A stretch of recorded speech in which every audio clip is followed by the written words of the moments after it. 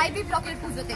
আজকে কলকাতার ৩৩৪তম জন্মদিনে আমরা চলে এসেছি এই বিশেষ একটি পুজো, যেটি কলকাতার ভীষণভাবে গুরুত্বপূর্ণ একটি পুজো। সেই গুরুত্বপূর্ণ পুজোর আজকে যে থিম রয়েছে অর্থাৎ 2050, আপনারা অনেকেই দেখেছেন শহরের আনাচে-কানাচে যে 2050-এর একটি ব্যানার।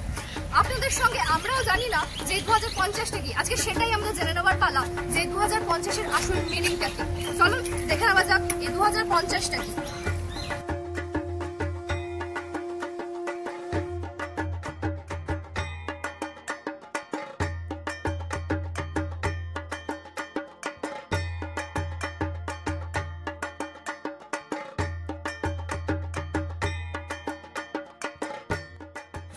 বিধাননগর 34 নম্বর ওয়ার্ডের পৌরপিতা ইভেন চেয়ারম্যান শ্রী রঞ্জন পোদ্দার মহাশয়ের সাথে এখানকার পুজো সম্বন্ধে হঠাৎ 2050-এর এত নতুন ধারণাটা কেন আসে?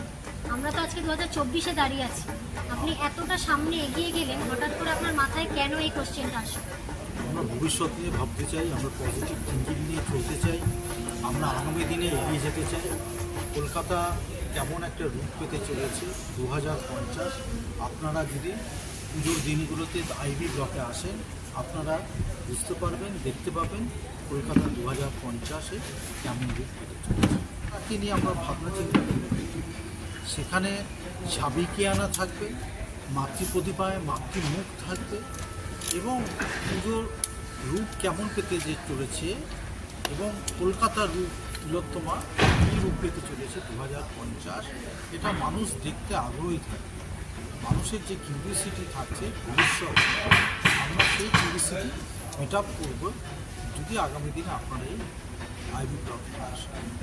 মূল মণ্ডপ যেখানে প্রতিমা থাকবে সেখানে আপনারা দেখতে পাবেন একটি 160 ফুট উচ্চতার মণ্ডপ, যে মণ্ডপের 80 ফুটের ওপর থেকে প্যান্ডেল মুভ করছে। This is first time in Kolkata যে প্যান্ডেল ঘুরছে, এটা আপনারা দেখতে পাবেন।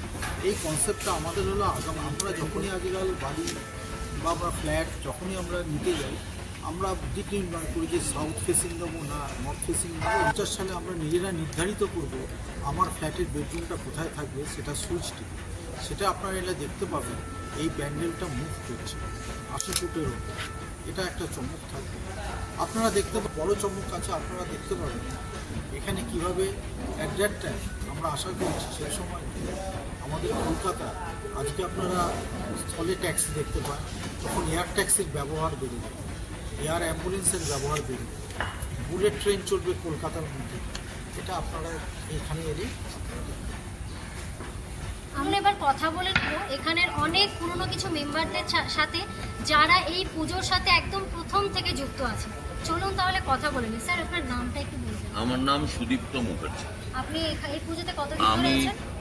এই ব্লকে 1987 সালে এসেছি এবং 1987 সালে আমাদের দুর্গাপূজা শুরু হয়।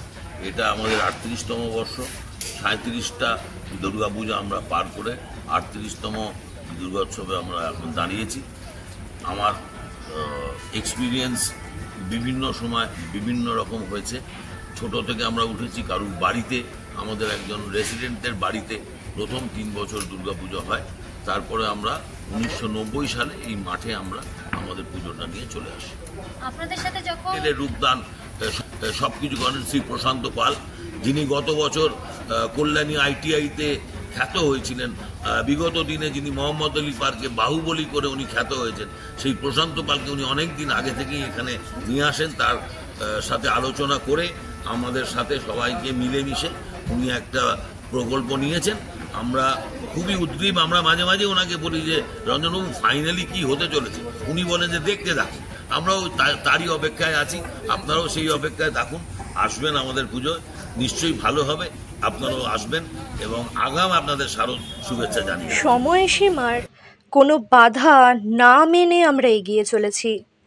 মহালয়ার মধ্যে আমাদের পূজা মণ্ডপকে সার্বজনীনভাবে সকলের সামনে তুলে ধরতে।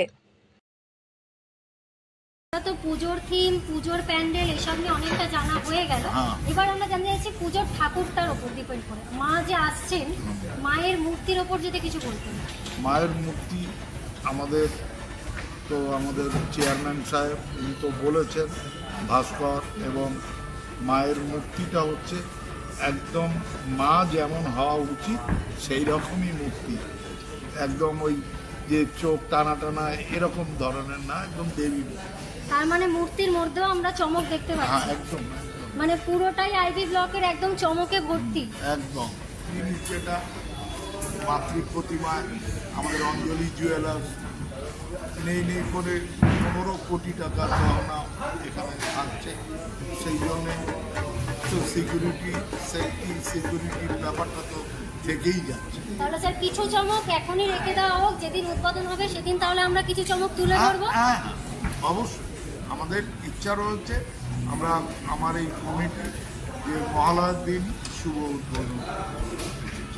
তাহলে আমরা নতুন করে চমক দেখতে পাবো আইভি ব্লকে আবার মহালয়া। চলুন তাহলে এবার দেখে নেব বা শুনে নেব তারই মুখ থেকে, যিনি এই পুরো প্যান্ডেলটা রেডি করেছেন। চলুন তাহলে কথা বলে নিই প্রশান্ত বাবুর সাথে। বাবু, অনেক অনেক ধন্যবাদ, আপনার উপস্থিত আছেন। একটু জানাবেন, কারণ আমরা আসতে পেরেছি এই বৃষ্টি বাদলার দিনেও আপনার সাথে দেখা করতে পারলাম, আর ইভেন আপনি আছেন, আপনি একটু থিমটা সম্বন্ধে বলবেন। আমি বরাবরই থাকি। প্রথমত বলি যে রঞ্জনদা সুযোগটা দিয়েছে, আর তারপরে আইভি ব্লকে এখন এই মুহূর্তে তো দেখতেই পাচ্ছেন সবাই আছে। তো প্ল্যানটা ছিল গত বছর অষ্টমী, তবে আমার কাছে এখন এখন যেটা হবে সেটা যে বনগাঁর প্রশান্ত পরে যদি কিছু আসে সেটা হচ্ছে আইভির প্রশান্ত, এটা আমি চাচ্ছি। তাহলে আমরা এবছর নতুন করে প্রশান্ততাকে চিনবো, যেটা আইভির প্রশান্ত বলে পরিচালিত হবে। Thank you. সময় ধরে এই প্যান্ডেলের অপেক্ষার অবসান। চলুন এবার এখানে কিছু মানুষের সাথে কথা বলবো। এখানের কিছু বাসিন্দা ঘোরাফেরা করছে আমাদের এখানে, হঠাৎ করে প্যান্ডেলের দিকে তাকিয়ে। চলুন তাদের সাথে একটু কথা বলে নিই। দাদা, নামটা যদি একটু বলতেন। আমার নাম জয়ন্ত রায়, আমি সল্টলেকেরই বাসিন্দা। আপনি এখানকারই বাসিন্দা। হঠাৎ করে যখন এই প্যান্ডেলটা দেখতে পেলেন যে তৈরি হচ্ছে নতুনভাবে, কি মনে হলো আপনার যে কি তৈরি হচ্ছে, থিম কি? আপনাদের এখানেও পোস্টার আছে 2050-এ, তখন আপনার কি মনে হলো? আমি প্রথম অনেক জায়গায় দেখেছি যে 2050 আপনারা তৈরি তো এই জিনিসটা দেখার পর না প্রথমে বুঝতে পারিনি কি জিনিসটা হতে চলেছে। তারপরে যখন লোকের মুখে শুনলাম যে এইখানে এই থিমটা 2050 কলকাতা কি হতে চলেছে, সেই জিনিসটা যখন ধরে নিয়েছে আমার এটা দেখে খুব ভালো লাগতো। তাই আমি আজকে হঠাৎ আসলাম আর কি, ঘুরতে ঘুরতে দেখতে এসে আমার এত ভালো লাগছে যে থিম তো আমরা অনেক কিছু দেখি, ধরুন এই মন্দির মসজিদ অনেক কিছু দেখি, ট্রেন অ্যাক্সিডেন্ট হচ্ছে, পাহাড় হচ্ছে, এসব অনেক কিছু দেখেছি ছোটোবেলার থেকে। এইগুলো একটা গতানুগতিক হয়ে যাচ্ছে, কোনো একটা আর্টিফিশিয়াল মন্দির, পুরনো বাড়ি, কিন্তু এই থিমটা কিন্তু একদম আলাদা। ওয়েস্ট বেঙ্গলের মধ্যে আমার মনে হয় এইবার এটা হাইলাইটস হবে সবচেয়ে বেশি। আপনার মনে হয়নি 2050 হঠাৎ করে ব্যানার, তারপর আপনার বাড়ির সামনেই সেই প্যান্ডেল, হঠাৎ করে একটা চমক আপনার মধ্যে আসেনি? এটা অবশ্যই আমার দারুণ চমক লেগেছে। খুশির ব্যাপার যে আমাদের প্রত্যেক ব্লকবাসী, ইভেন সল্টলেকবাসী, যে এই জিনিসটা হতে যাচ্ছে সল্টলেকের বুকে।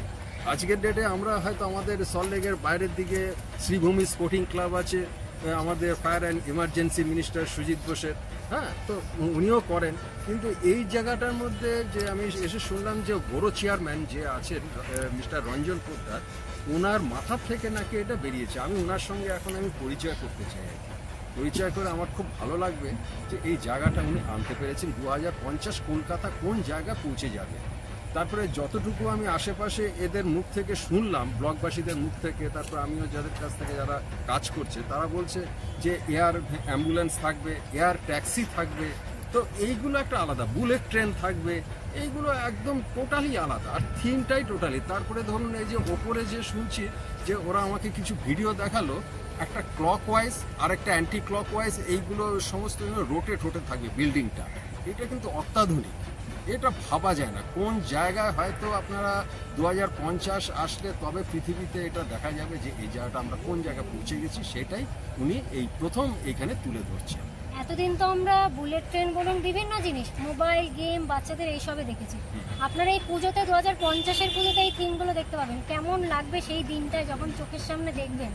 বাচ্চারা দেখে তো প্রথমেই বলি যে খুব আনন্দ পাবে, এবং বয়স্করাও তারা ভাববে যে যারা চড়েনি বা চড়েছে এইগুলো আলাদা, মানে কি মানে রাখে, খুব সুন্দর জিনিস হচ্ছে। তাহলে বাচ্চারা এবছর কিন্তু মোবাইল ছেড়ে এখানে এসে দাঁড়িয়ে দাঁড়িয়ে দেখবে যে মা আমি ফোনে এই বুলেট ট্রেন দেখেছি, এইরকম এরকম দেখেছি জিনিসগুলো। হ্যাঁ, এটা তো অবশ্যই বলবে যে এই জিনিসগুলো দেখেছি, যে বুলেট ট্রেন কিভাবে চলছে, তারপর এয়ার অ্যাম্বুলেন্স দেখবে, এয়ার ট্যাক্সি দেখবে, এইগুলো দেখার মতন জিনিস হবে। আর বিল্ডিংটাও যখন রোটেট হবে যে না clock wise anti clock wise, তখনই আমার খুব মানে কি প্রত্যেক বাচ্চা এমনকি বুড়োরা মানে কি বয়স্করা, সিনিয়র সিটিজেনরা, ইভেন আমাদের মতন, হ্যাঁ, তারা প্রত্যেকেই খুব ভালো অ্যাপ্রিসিয়েট করে। তখন কিন্তু আমরাও বাচ্চা হয়ে যাব, বাচ্চাদের সাথে অবশ্যই আমরাও এটা বাচ্চার মতন হয়ে যাবে, আমাদের মনের আনন্দটা অন্য জায়গায় হয়ে যাবে। আমার তো মনে হয় যে ওয়েস্ট বেঙ্গলের বিভিন্ন জায়গা থেকে লোক এখানে প্রচুর সমাগম হবে, এটা দেখার মতন। এটা থ্যাংক ইউ।